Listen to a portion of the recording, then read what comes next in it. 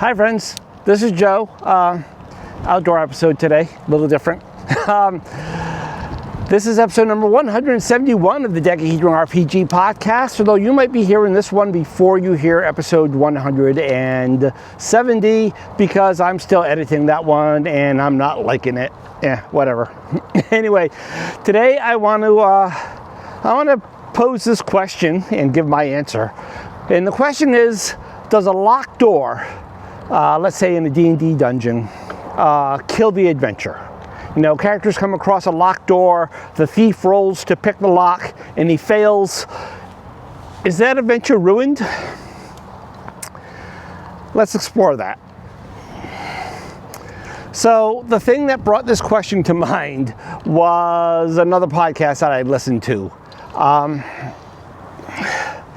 In that episode, the host posed that question, and their answer was, yes, that does ruin the adventure, and you should fudge the die roll to make them open the door, or give them the open door at a cost type thing. At which point, I'm like, well, why'd you bother putting the locked door there anyway? If you're just going to let them in, just put in a door. Yeah, but that really didn't surprise me, because these hosts, well, I'm not going to name them. One of them has said on their show repeatedly that railroading isn't a bad thing. It's good to railroad characters in order to give them a good story, as long as they don't feel railroaded. So, in his mind then, I'm assuming that means this locked door is just a piece of scenery and the rails go right through it, so don't let that stop the rails. The other host is an author of a book where he lays out how to make an adventure, and he does it saying you make these scenes and you lead the players from scene to scene to scene, which then raises the question, well, what about if the players do something that doesn't lead to that scene? And the answer just seems to be, just go to that scene anyway, because that's the story. I disagree. I say that that door is not ruining that adventure. In fact, I'm saying that that locked door, that failed lockpick attempt, is the avenue to even more adventure. And let me give you, I don't know, I'm going to say 3 off the top of my head, but I reserve the right to change that. I'm going to give you 3 examples of further adventure based on that situation. The first thing is, if there's a lock, there's a key, right? That's the definition of a lock, because if you have a locked door without a key, that's a wall. So there's a whole rest of the dungeon to explore. Go explore that dungeon and find the key. Or maybe you found the key already and you didn't realize that it goes to this door, you know, something the thief found and the thief didn't tell anybody, because thieves are like that. I don't know why. A lot of people, when they play thieves, play the information close to the chest like that. There's a key. Go find the key. The players don't need to open that door right now. They can open it 2 sessions from now. Yeah, let their roles mean something.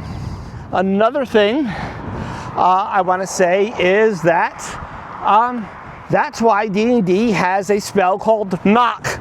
Knock opens up doors. It is like the thieves' lockpicking ability. So you're saying, yeah, Joe, but my player didn't memorize the lock spell.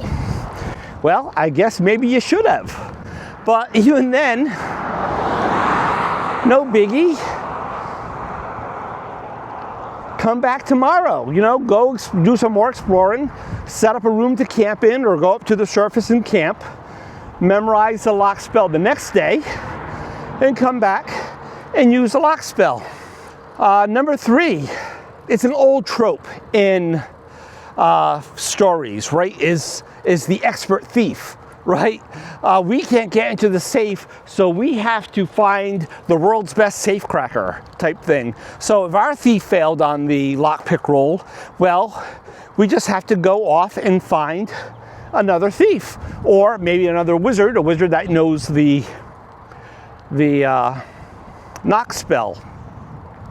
And maybe we can get that wizard to teach us that spell for a price, or maybe we can hire them to come into the dungeon with us and unlock that door. Same thing with the thief. And of course, then we have to escort them and we have to keep them safe. A lot of adventure there. That sounds like awesome and it sounds fun. Why do we just have to automatically let players get the door unlocked to stop the adventure? There's a whole lot of role-playing opportunity in there. A whole lot of stuff that we can do that sounds cool and fun. And then the final thing I'm going to say about it, why, if all those things fail, they hire Phineas Fingers to unlock the door for him and then they get Phineas killed. All right, the door didn't open. Great thing. I mean, even that is a key to so much more mystery. Maybe they want to go away and gain some levels and come back in a few months and try to open the door. Maybe whatever was behind the door, behind the door was the, evil cleric raising up an army of undead, and they succeed and they burn down the village that the players were in. Well, there are consequences to failure. The players run away to the next village, and now they're even more enthused, more motivated to stop that evil cleric. And that's ignoring things like, okay, so we couldn't unlock the door. Maybe we hire some dwarven miners to tunnel around the door. We burn the door down. There are so many things to do. That locked door is not ending the adventure. That locked door is the key to so much more adventure. All right, short episode today. I'm going to finish my bike ride. My battery's running dead on my mic. Before I go, what do you think? If you come across that locked door, is that killing the adventure for you? Is that killing the adventure for your players? I would love to hear from GMs. I would love to hear from players because, we might have different perspectives on the thing. James, are you listening? I would love to hear your perspective. But I'm going to suspect that his perspective is that would bother him. He likes that immediate gratification thing, and that delayed thing isn't his thing.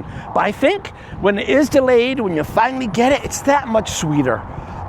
Let me know what you think. Feedback methods are on the screen now, or they're in the show notes. Thanks for watching and or listening. Until next time, happy gaming, happy life. Bye.